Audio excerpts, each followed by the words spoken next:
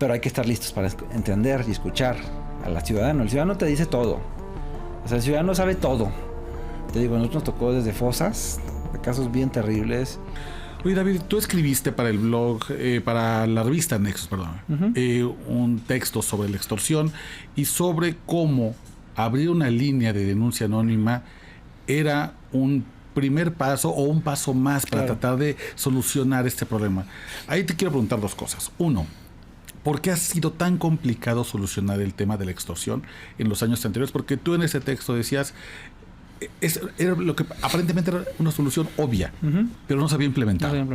¿Por qué nos hemos tardado tanto? ¿O por qué no hemos encontrado una solución al tema de la extorsión? Y segundo, ¿qué puede hacer una línea anónima para cambiar este delito? Mira, la extorsión te decía que es la presión del fuerte sobre el débil, pero también es un juego mental en el que lo único que gana es el miedo. El miedo es el peor enemigo de la acción. ¿Por qué no ha funcionado el combate a la extorsión so far? Yo creo que vamos en buen camino ahora, pero ¿por qué no había funcionado?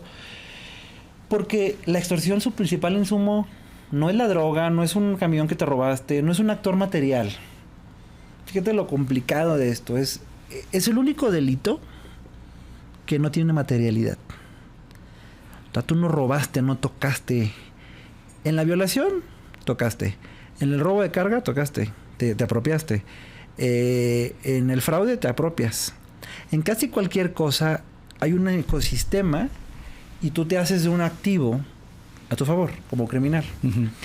La extorsión es el único delito en el que tú no tienes que hacer nada más que utilizar el miedo para lograr tu objetivo. Por eso el concepto de amenaza creíble. O sea, si la amenaza es creíble y hay miedo en el ecosistema, yo te puedo infundir el miedo, es una chispa que sale. ¿Cómo rompes el miedo, Oscar? Con confianza. Si tú le tienes miedo a X cosa o Y cosa, piensa en tu peor miedo. Imagínatelo. ¿Cómo lo rompes? ¿Cómo rompes el miedo? Con confianza. Claro. Alguien tiene que venir a decirte, tranquilo, todo va a estar bien. Y yo me voy a encargar. Y que de verdad se encargue, porque si se dice, nada más te lo dicen y no ocurre.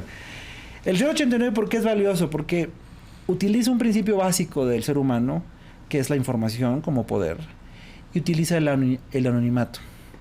Permite que yo, tú o quien sea pueda denunciar un presunto delito, extorsión y cualquiera. Sí, claro. Nosotros encontramos fosas, encontramos muertos, encontramos huachicol fiscal. O sea, en 089 es la joya de la corona. Si tú me preguntas de los instrumentos que tiene Harfush hoy, es lo más importante que tiene. Porque además los latinos somos muy chismosos. Somos habladores. Nos encanta saber lo que está pasando en el entorno, no es que no lo decimos. Y la gente no es tonta, la gente sabe todo.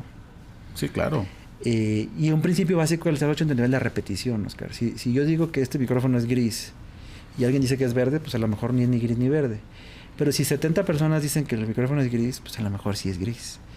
Y con la extorsión así funcionó. Con la extorsión, si quieres te cuento cómo lo utilizamos. Sí, por favor. Pero en el fondo básico, pues de una vez te cuento, sí, ya que andamos hablando de esto, ¿no?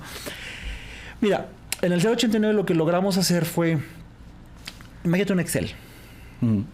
Nada del otro mundo, casi gratis, ¿no? Diríamos. Antes la gente marcaba el 089 porque no es una línea nueva, es desde el 2005. Justo lo que te iba a decir, porque de repente pareciera que estas líneas anónimas no son de repente tan anónimas como aparentan ser, y creo que parte del esfuerzo de este, no sé, déjame decirle, relanzamiento del 089 fue justamente sí garantizar este anonimato. Sí. Entonces, perdón, antes de que llegue a esa parte, me gustaría preguntarte, ¿cuándo las líneas que presuntamente o que uno piensa que son anónimas realmente no son anónimas? ¿Qué pasa cuando tal vez, no sé si es un error de seguridad o el mismo protocolo realmente no garantiza el anonimato de los denunciantes? ¿Y cómo se aseguraron de que ese 089 relanzado bajo tu dirección realmente garantizara que no se iba a conocer la identidad del denunciante? Mira, cuando vas a todo un C5 hay una sala del 089 al lado de la del 911, la del 911 de emergencias. Son bien diferentes. La del 911 atiende emergencias, solo emergencias. Y tiene muchos problemas y muchos retos, pero se logró avanzar, ¿no? El 089 es un cuarto relativamente pequeño en el que hay personas capacitadas por el CNI y por el Protocolo Nacional que lo que hacen básicamente es escuchar a la persona. Eso en la parte humana. Tienen control de confianza. Que no es perfecto, pero ayuda. Las personas saben que no pueden revelar nada. Y por otro lado está la parte tecnológica. Hay una cosa que es básicamente una consola. Cuando tú trabajas en 089 te conectas con una diadema y la consola, como en cualquier call center, tú puedes tener dos mecanismos. Uno que es el encriptado o el invisible, el que tú no ves el número. Como cuando te marcan a ti en un celular te dice número no identificado, número desconocido, número privado. Es lo mismo. O sea, el operador del 089 ve eso. El sistema sí podría registrar, teóricamente sí sabe, con mucha complicación, pero sí podría saber quién está marcando. A nivel ADA, por ejemplo. Pero realmente para el ser humano es inviable, porque el sistema está diseñado específicamente para que eso no ocurra. Entonces digamos que el 089, como está diseñado, no permite que ningún operador... Ahora bien, al ser manejado por humanos, siempre hay un riesgo. Claro. Que la persona esté vinculada, que todavía no haya pasado su control de confianza, que sí hay riesgos. O que haya pasado el control de confianza, haya sido honesta 20 años y un día no fue honesta. O sea, de todo te imaginas, de todo te encuentras en el aspecto de seguridad. ¿Cuál es la garantía? La garantía es tecnológica, que la persona no ve el número, y la garantía es de capacitación y reclutamiento. Ahora hay que pagarles bien a los operadores. Hay que seleccionarlos bien. Hay que retenerlos bien. Y hay mucho que hacer en los estados y municipios de este país. Hay 192 C4 y C5 en el país. Y todos los coordinamos en el CNI. Y hay CNIs, bueno, hay complejos, hay C4 y C5 de primer mundo. Hay otros que no. O sea, hay mucho que hacer. Hay una diversidad. No todo es un sistema nacional. Es un sistema bastante federalizado y muy descentralizado. O sea, dependiendo tú dónde marcas, es quien te contesta. Ahora, el 089 tiene una... Eso es para el 911, 911. El 089 es diferente, es estatal. Solo se responde en el C5, no en otro lugar. La persona que llega está plenamente identificada, hay encriptación, hay un principio de ciberseguridad. Hasta ahora no hemos tenido, y espero siga siendo así, ningún inconveniente. Y hay mecanismos para validar que la información no salga de ahí. Pero no es perfecta. Siempre hay ámbitos en los que puede pasar algo. Es poco viable porque además algo también muy valioso es que el operador no tiene cómo anotar más que la información que el sistema le despliega. Y te cuento el caso de extorsión. Tú no puedes opinar, no puedes preguntar el nombre de la persona víctima. Ok. No puedes, hay mucha información que no puedes preguntar. Y no tienes cómo anotarla. Entonces, está diseñado para que no puedas. Por ejemplo, no te puedo preguntar tu edad, te pregunto tu rango de edad. Ok. Ajá. No te pregunto la colonia, te pregunto la zona de la ciudad. Mucho menos la calle. No te pregunto detalles específicos de qué haces, sino ámbitos muy generales. Porque el 089 realmente, de la víctima, casi no nos importa nada. Del victimario, sí. Ese enfoque es muy interesante. Muy distinto. Porque ese cambio de mirada, es lo que te iba a decir, ese cambio de mirada te permite entender muchas más cosas que cuando solamente estás viendo a quien cometió el delito. Te cambia la jugada mentalmente, te cambia la jugada estratégicamente y tácticamente, porque la prioridad es entender qué está pasando, cómo está pasando. Y ahora que decirlo del micrófono. Entonces, tal vez si una persona dice, están extorsionando por acá, pero solamente es una, puede ser descartable. Sí. Pero si 100 llamadas te están diciendo en esta calle, entonces ya generas un producto de inteligencia, por supuesto, que te permite decir sobre esta calle vamos, compadre. Claro, claro. Pero hay que estar listos para entender y escuchar al ciudadano. El ciudadano te dice todo. O sea, el ciudadano sabe todo. Te digo, a nosotros nos tocó desde fosas, de casos bien terribles, a gente armada. ¿Te acuerdas de algún caso importante, mediático, que se haya resuelto o que haya tenido algún tipo de resolución a partir de un dato que salió del 089? Sí, hay muchos secuestros. Fosas, varias. Es que imagínate que estás en medio de la nada y vives en un rancho y alguien está en la noche haciendo un pozo para tapar cosas. Sí. Algo está pasando. Huachicol. Recuerda que en el tiempo de López Obrador nos enfrentamos con un huachicol muy distinto. Ahora le llaman huachicol fiscal. No tiene nada que ver. No, es un contrabando. Este es un contrabando. Digo, no quiero decir que es menor o peor.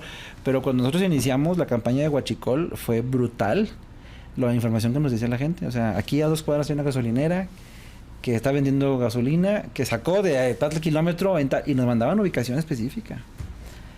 Oye, David, entonces, ¿realmente sí sirve hacer una denuncia anónima al 089? Porque me gustaría mucho que la gente tuviera el valor que tiene esa información Sí. Para personas que estén en ese momento tomando decisiones como tú lo estuviste en el sexo anterior. ¿Realmente podemos confiar en un 089? Y a partir de ahí, ¿sí se toman decisiones importantes? Sí. Si quieres te cuento el caso de extorsión, lo que hicimos. Ajá, a ver. Para que veas, o sea, para que veas sí, pero no. Déjame, hay que matizar ese sí. A ver. La respuesta es sí. ¿Cómo? Pero. ¿Cómo? A ver, el caso de extorsión en un Excel, y cuando tú estudias criminalidad te dice que para saber de un delito hay que saber 3 cosas.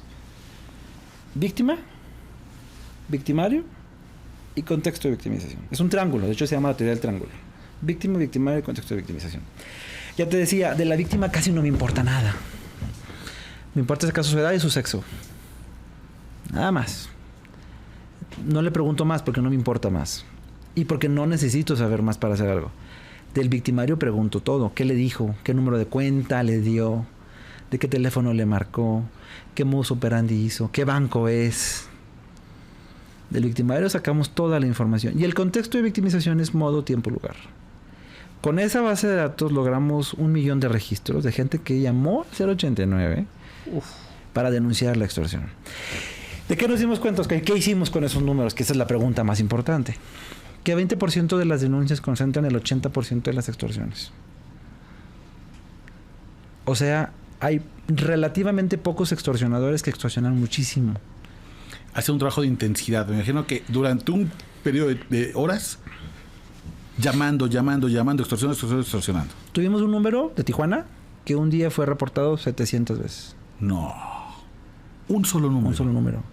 Entonces, ¿qué probabilidad de que sea real? Pues es muchísima. Entonces, y también, si le pegas ese número... Claro, le estás dando un bajón. Tumbabas el 15-20% del día. O sea, y eso es lo que te digo. Lo padre del 089 es que creo que si eres inteligente, pues si no te pierdes, ¿eh? Y tienes disposición de hacer las cosas bien. Y no hay corrupción y bueno. Pero si eres inteligente, te das cuenta que el 089 y priorizas. Por ejemplo, decíamos, cuentas bancarias. Oye, esta cuenta se repitió 200 veces. Pues márcale al banco. Haz un convenio con ese banco y que te explique qué está pasando. Porque lo interesante del 089, el tema de extorsión, es que el extorsionador te miente en todo, menos en una cosa. ¿Dónde va a caer la lana? El número de cuenta. ¿A dónde va la lana? Claro.